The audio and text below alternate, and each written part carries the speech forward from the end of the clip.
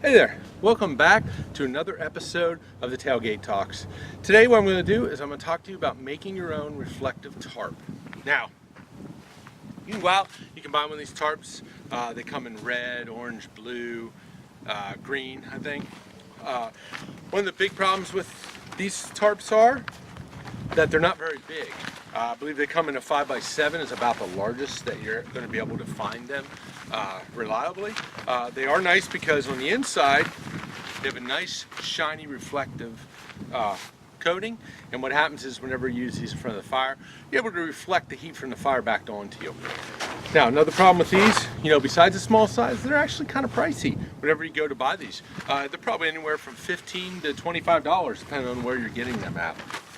What I'm going to do, I'm going to show you how to make this a bigger one and a lot cheaper. So, one thing you'll need, so this is just a 10x10 tarp picked up at the hardware store. I like the 10x10 size. It offers a lot of configuration for me, but you can pick any size tarp that you want. Now here, these are those, emergency survival blankets. You usually see them on TV on the commercials with someone sitting, huddled under this thing. The real beauty of these things is when you're using them in front of a fire, because they reflect the radiant heat back from the fire down onto you. So if you can have your tarp shiny like this, you're going to save a lot of that heat and you're going to be able to keep it inside of your shelter. And finally, you're going to need a can of spray adhesive. You can pick this up probably at Walmart, Lowe's, Home Depot, wherever they should have this, and it's just spray adhesive. Now, one thing you want to keep in mind is we want to do this outdoors because this does have a lot of fumes to it, and we also want to do it on a non-windy day. So it is a little windy today. I probably would not want to do that, so I'm not actually going to make one, but I'm going to show you what to do, or tell you what to do, and I'm going to show you the finished product.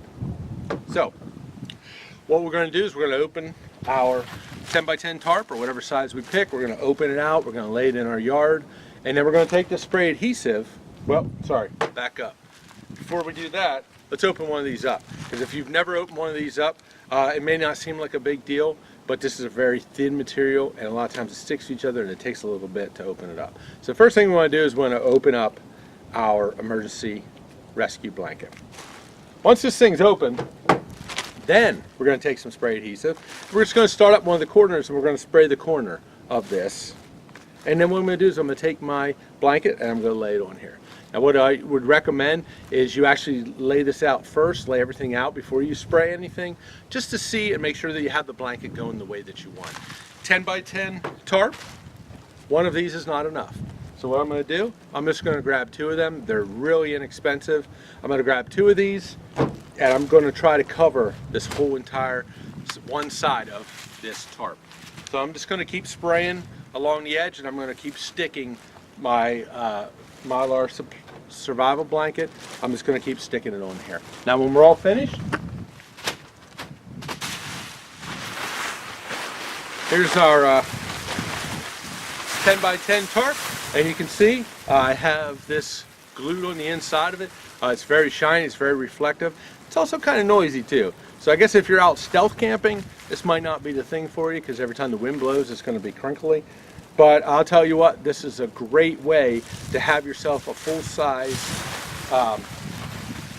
space blanket with a reflective material on the side, and it was a lot cheaper than that. I think I paid maybe $5 or $7 for the tarp, and a couple bucks a piece for these.